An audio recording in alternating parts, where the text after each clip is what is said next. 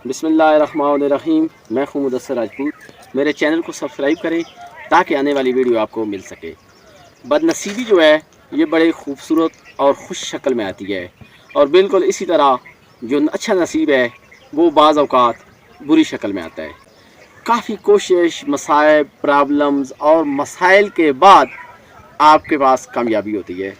मिसाल के तौर पर एक माइन जो लगाता है वो दरख्तों को काटता है, फिर ज़मीन वार करता है, उसके बाद फिर वो क्या करता है जी, वो मज़दूर लगाता है और फिर एक कान बनवाता है, और उसमें से काफ़ी लंबी कई किलोमीटर जाने के बाद या कई मीटर जाने के बाद उसके पास वो कोयला निकलता है।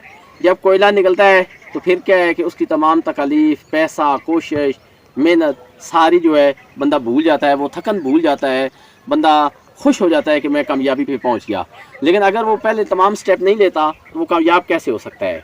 बिल्कुल इसी तरह बाज़ लोग हमारे उम्र के जो बच्चे थे और हमारे साथ पढ़ते रहे, उन्होंने क्या किया कि वो अपने वालिदैन के पैसे पर पलते रहे। उनके वालिदैन बाहर थे, उन्होंने पैसे को बहुत ज़ाया किया और अब वो बेचारे मजदूरी कर रहे हैं, और अब वो किसी काम सीखने या काम करने के काबिल नहीं है।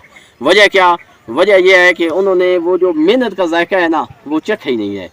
और जिसको मेहनत की लत पड़ जाए, जिसकी तरह नशे की लत पड़ जाती है ना, इस तरह जिसको मेहनत की लत पड़ जाए वो कभी नाकाम नहीं होता, वो कभी फारग नहीं बैठता, वो कुछ ना कुछ करता रहता है।